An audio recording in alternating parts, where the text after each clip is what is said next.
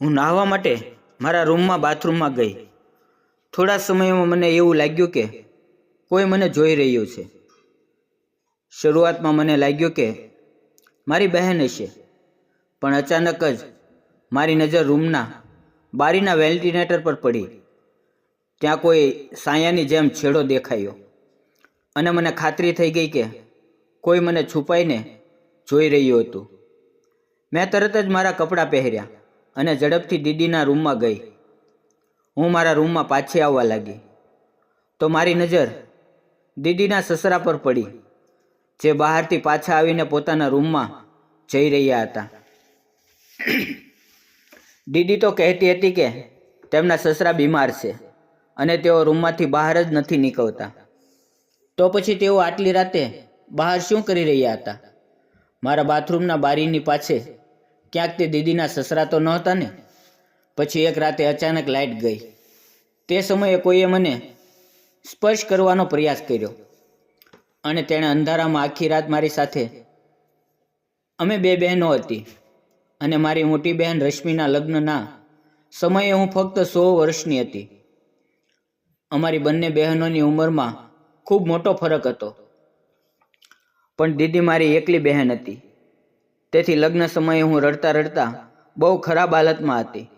મારા જીજાજીએ મારી દીદીની વિદાયના સમયે મને બાજુમાં બેસાડી અને પ્રેમથી મારો હાથ પકડીને કહેવા લાગ્યા, માહી, રડવાની શેની વાત છે?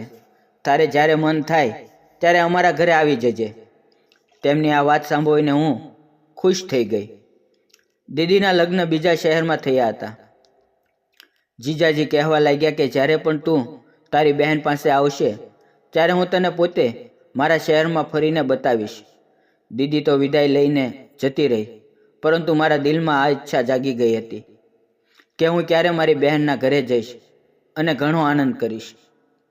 દીદીના લગ્નને 1 વર્ષ થઈ ગયું, પણ હું તેમના શહેર જઈ શકી નહોતી.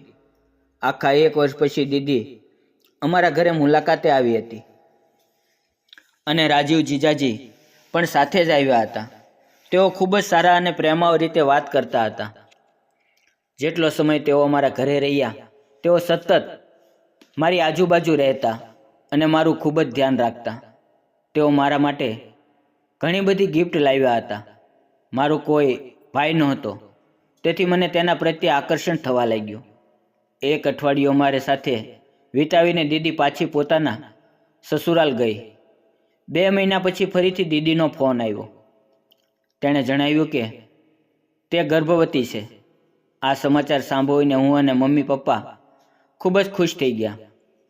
ઘણા દિવસો પછી અમારા ઘરે આવા કોઈ ખુશીના સમાચાર આવ્યા હતા, પણ દીદી ખૂબ જ પરેશાન હતી અને મમ્મી પાસે કહેતી હતી કે તેઓ આ સ્થિતિમાં બીજા શહેરમાં એકલા રહી શકતા નથી, કારણ કે તેમને ઘણી ઉલટી અને ચક્કર આવી રહ્યા છે અને ડૉક્ટરે તેમને આરામ કરવાનું કહ્યું છે. આ સાંભળી મમ્મી પણ ખૂબ જ પરેશાન થઈ ગઈ. મારી મોટી બહેન તો મમ્મી માટે જીવ જેવી હતી.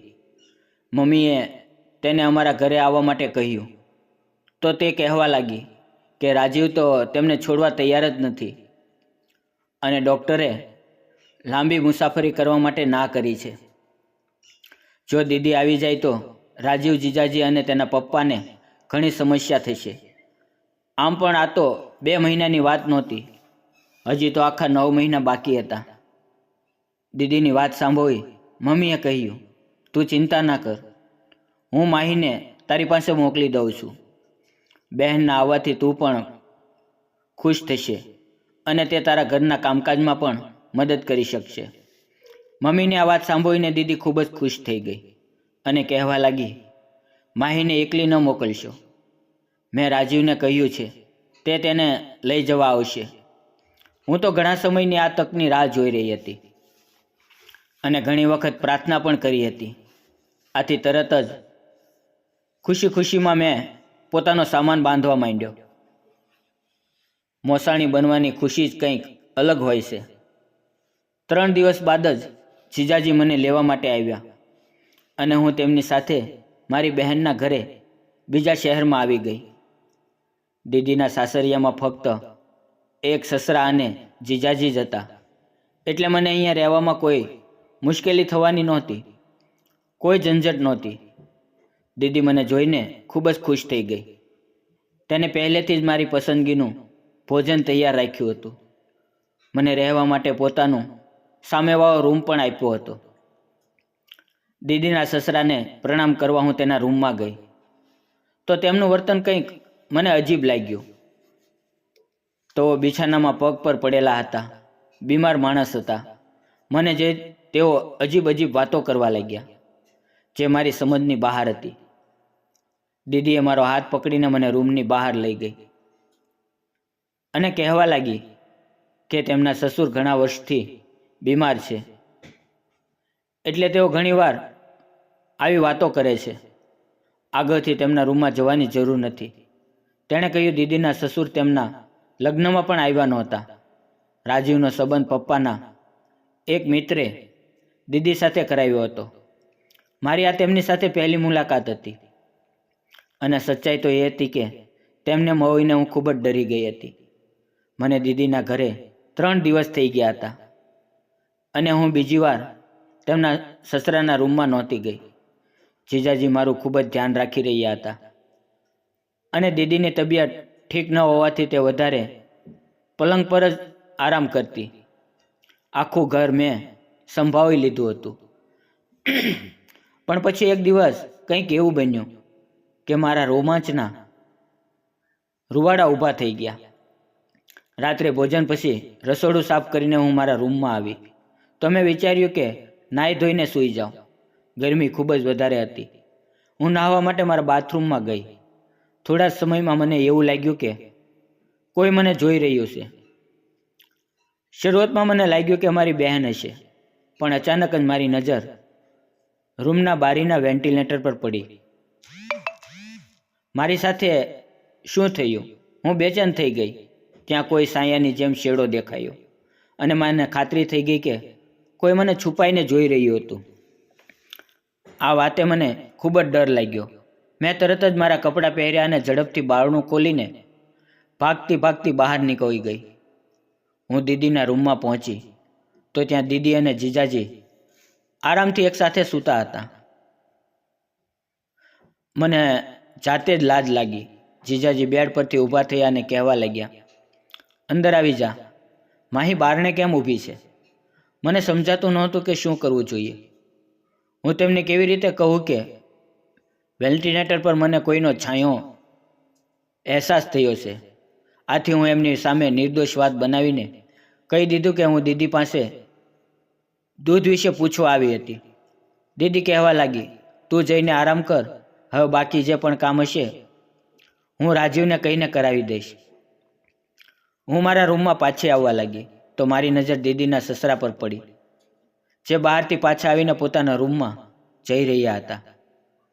તેણે મારી તરફ ખૂબ જ અજીબ નજરથી જોયું અને કહેવા લાગ્યા, તું બહુ સુંદર અને નિર્દોષ છે. તું મારું બહુ ધ્યાન રાખવું જોઈએ. કોઈ પણ આંખ મીચીને વિશ્વાસ નહીં કરવો. તેમની આ વાત સાંભળીને મને ગુસ્સો આવ્યો. હું વિચાર પણ નહીં કરી શકું કે તેઓ મારી સાથે આ રીતે વાત કરી શકે. હું ડરીને તરત મારા રૂમમાં જતી રહી અને આખી રાત ઊંઘતી જાગ્યા કરી. દીદી તો કહેતી હતી કે તેમના સસુર બીમાર છે અને તેઓ રૂમમાંથી બહાર નથી નીકળતા. તો પછી તેઓ આટલી રાતે બહાર શું કરી રહ્યા હતા? આ વાત ખૂબ જ અજીબ હતી. મને ભારે બેચેની થઈ રહી હતી. બારીના વેન્ટિલેટર પર જે હતું તે મારો ભ્રમ હતો કે હકીકત? ક્યાંક તે દીદીના સસુર તો નહોતા? આ પ્રશ્ન મને ખૂબ જ પરેશાન કરી દીધી. આ રીતે મારી આખી રાત પસાર થઈ ગઈ હતી. આગલા દિવસે સવારે મારા જીજાજી ઓફિસ જતા પહેલાં કહેવા લાગ્યા, માહી, હું સાંજે જલ્દી આવી જઈશ અને તને ખરીદી માટે બજારમાં લઈ જઈશ. સાંજે તૈયાર રહેજે. આ કહેતા તેઓ અચાનક મારી નજીક આવ્યા અને મારા ગાલ પર હાથ ફેરવીને ઓફિસ માટે નીકળી ગયા. તેમના આ વર્તનથી હું ચોંકી ગઈ. દીદી પાછો ઊભી હતી અને કહેવા લાગી, રાજીવ તને બહુ પ્રેમ કરે છે. તું પણ તેમનું ધ્યાન રાખવાની કોશિશ કર, કારણ કે આજકાલ હું તેમનું ધ્યાન રાખી શકતી નથી અને તેઓ બહુ થાકી જાય છે. દીદીની આ વાત સાંભળીને મેં કહ્યું, તમે ચિંતા ના કરો, હું રાજીવ જીજાજીનું ધ્યાન રાખીશ. સાંજે હું સારી રીતે તૈયાર થઈ ગઈ તો રાજીવ જીજાજી મને ખરીદી માટે લઈ ગયા. તેઓએ દીદી કરતાં મારી માટે વધુ ખરીદી કરી. મારી આ ખુશી થોડા જ દિવસની મહેમાન હતી. તે રાતે અચાનક લાઇટ ગઈ. તે સમયે કોઈએ મને સ્પર્શ કરવાનો પ્રયાસ કર્યો. હું ખૂબ જ ડરી ગઈ. આ સ્પર્શની મને કોઈ અપેક્ષા નહોતી. તે શખ્સ તરત જ પાછો હટ્યો તો હું ભાગીને રૂમમાંથી બહાર નીકળી ગઈ. મને હજુ સુધી કંઈ જોવા મળતું નહોતું, એટલે બધો અંધકાર જ હતો. પણ હું દિવાલનો સહારો લઈને દીદીના રૂમમાં પહોંચી. ત્યાં જઈને મેં દીદીને અવાજ આપ્યો તો તેઓ બોલી, માહી તું ડરીશ નહીં, રાજીવ અત્યારે જ લાઇટ જોવા ગયા છે. અનેકવાર અમારા ઘરે લાઇટ કટ થાય છે, રાજીવ જલ્દી ઠીક કરી દેશે. દીદી પોતાના મોબાઈલની ટોર્ચ શરૂ કરી દીધી. મારું તો મોબાઈલ પણ નહોતો. હું દીદીની બાજુમાં બેસી ગઈ. થોડા સમય પછી લાઇટ આવી ગઈ.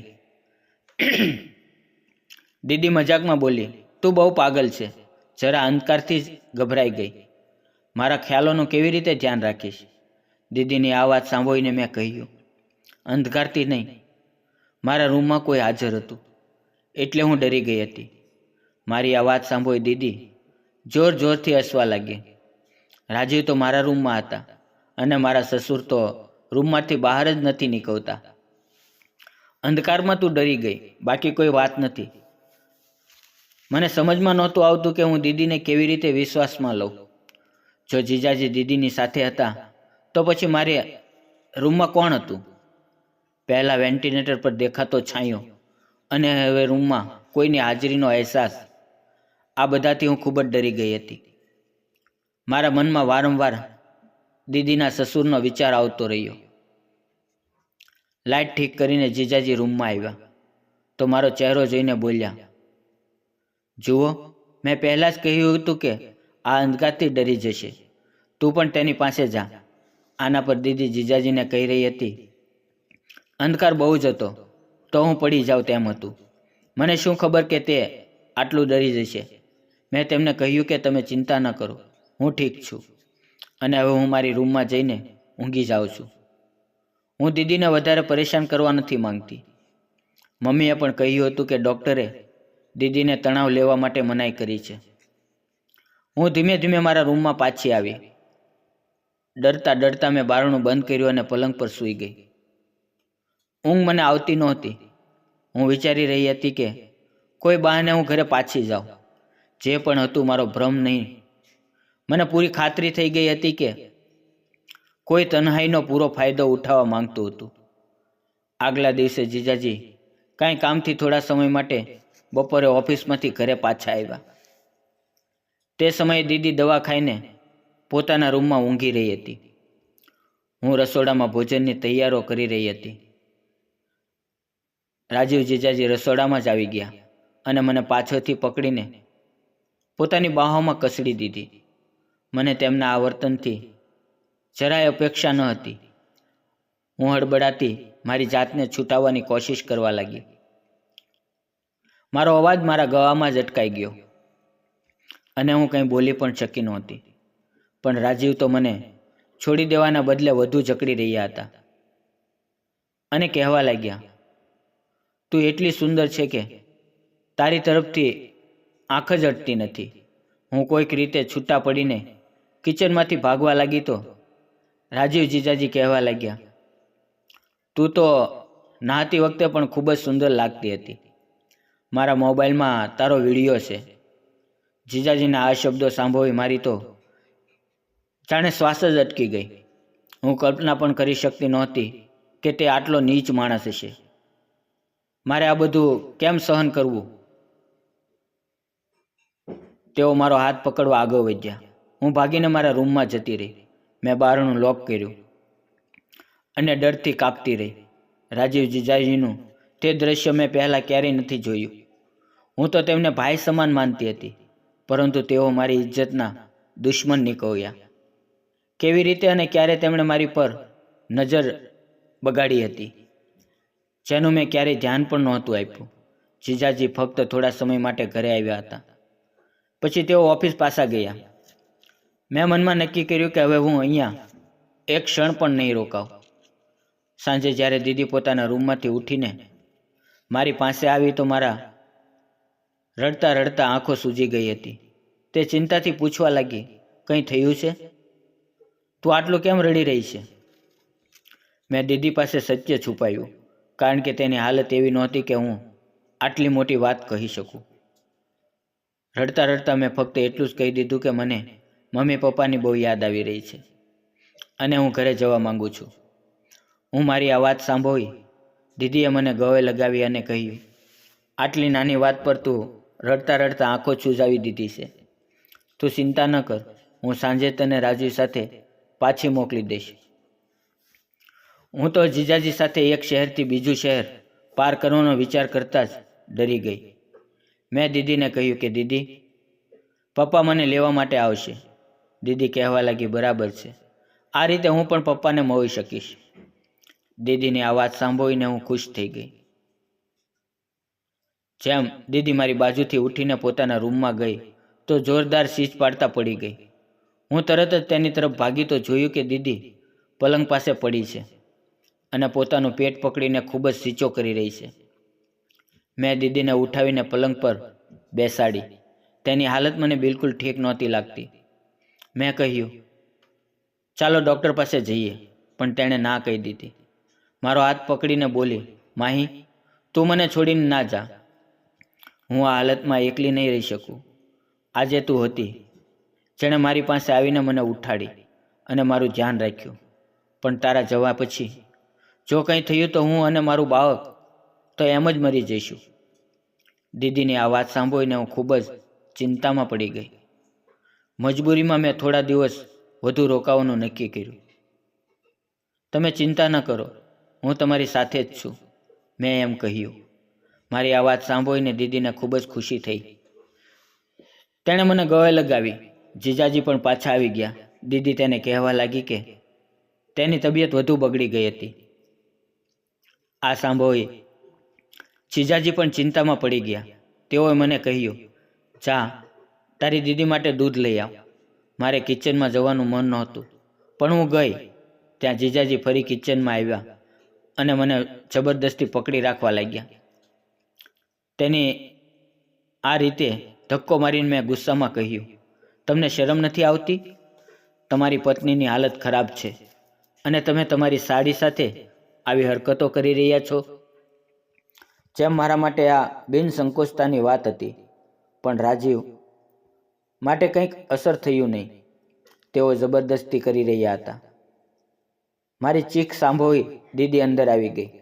હું આટલી ભયભીત હતી કે દીદીની તબિયતનો વિચાર કર્યા વગર જ મેં જીજાજીનો આખું સત્ય તેની સામે ખુલ્લું કરી દીધું. દીદી એક નજર મારી તરફ કરી અને બીજી જીજાજી તરફ. તે બોલી, તમે કેવી જાતના પુરુષ છો કે 17 વર્ષની છોકરીને પણ કાબૂમાં ન લઈ શકો? આ એક અઠવાડિયાથી તેને એકલા ડોલાવી રહી છે અને તું હજી સુધી કંઈ કરી શક્યો નથી. દીદીની આ વાત સાંભળીને મારા પગ નીચેથી જમીન ખસી ગઈ. મેં આશ્ચર્યથી દીદી પાસે પૂછ્યું, તમે શું બોલી રહ્યા છો? દીદીના ચહેરા પર એક અજીબ સ્મિત આવ્યું અને તેણે મારો હાથ પકડીને મને પોતાના રૂમમાં લઈ ગઈ. હું આશ્ચર્યથી દીદીને જોઈ રહી હતી. દીદી મને પોતાના બાજુમાં બેસાડી અને મારા વાવમાં હાથ ફેરવીને કહેવા લાગી, જો માહી, મારી વાત ધ્યાન દઈને સાંભળો. હું રાજીવનું આખું સત્ય જાણું છું, પણ જે કંઈ રાજીવ તારી પાસે માંગે છે તે તારે કરવું જ પડશે. હું ગુસ્સામાં ઊભી થઈને બોલી, તમે કેવી વાત કરી રહ્યા છો? શું તમે જાણો છો કે તમારો પતિ મારી સાથે શું કરવા ઈચ્છે છે? તે મને ઉપયોગ કરવા માંગે છે. તમે કેવી રીતે આ માણસ સાથે જિંદગી પસાર કરી શકો છો, જે તમારી પ્રેગ્નન્સી બાદ પણ તમારી બહેન પર નજર રાખે છે? મારી વાત સાંભળી દીદી કહેવા લાગી, તારે તે બધું જ કરવું પડશે, નહીં તો તે ક્યારેય પિતા બની શકશે નહીં. દીદીની આ વાત સાંભળીને હું દંગ રહી ગઈ. તમે શું બોલી રહ્યા છો? તમે તો ગર્ભવતી છો. જીજાજી બાપ બનવાના છે. દીદી બોલી, હું માં નથી બની શકતી. આ જ વાત જાણીને મેં તને અહીંયા બોલાવી છે, જેથી તું મને અને રાજીવને એક બાળક આપી શકે. રાજીવ બીજા કોઈનું બાળક દત્તક લેવા માંગતો નથી. તે પોતાના સંતાનને ઈચ્છે છે અને આ માટે મારી પાસે આથી સરળ રસ્તો નથી. હું કોઈ બીજી સ્ત્રીને મારા જીવનમાં લાવવા માંગતી નથી. એટલા માટે મેં આ નક્કી કર્યું. હું તારી સગી બહેન નથી. દીદી બોલી, હું ઘરે જવા માંગુ છું. મેં તેમના હાથ જોડીને વિનંતી કરી, પણ મારી બહેન, જેને હું ખૂબ જ માનતી, તે મારી શત્રુ બની ગઈ. મેં ક્યારેય એ વિચાર્યું પણ ન હતું કે તે મારા જીવન સાથે આવું ગંદુ રખામણ કરશે.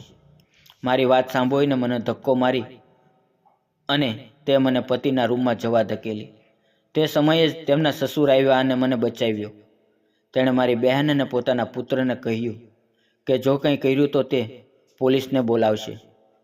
આ બધું સાંભળીને રાજીવ ગુસ્સામાં પિતાને અપમાન કરવા લાગ્યો, પણ તેના પિતા પાછળ હટ્યા નહીં. આખરે હું પિતાને ફોનથી વાત કરી અને મારા પિતા, જેણે અમારા સંબંધો તોડી મને લઈ ગયા. અસલમાં મારા મમ્મી પપ્પાને ખબર ન હતી કે તેમણે જેમને પાયા એવી હતી. મિત્રો, આ વાર્તા એ બોધ છે કે કોઈ પર આંખ બંધ કરીને વિશ્વાસ ન કરવો જોઈએ. વિશ્વાસ તો ક્યારેય નુકસાન પણ પહોંચાડી શકે છે અને તેથી દરેક પોતાનું ધ્યાન પણ રાખવું જોઈએ. અને હા, વિડીયો ગમ્યો હોય તો વિડીયોને લાઈક કરવાનું ભૂલતા નહીં. અને આવી બીજી સ્ટોરી માટે અમારી ચેનલ ગુજરાતી કહાનીને સબસ્ક્રાઈબ કરી લો. ફરી મળીશું આવતીકાલે એક નવી વાર્તાની અંદર. ત્યાં સુધી આવજો. ધન્યવાદ મિત્રો.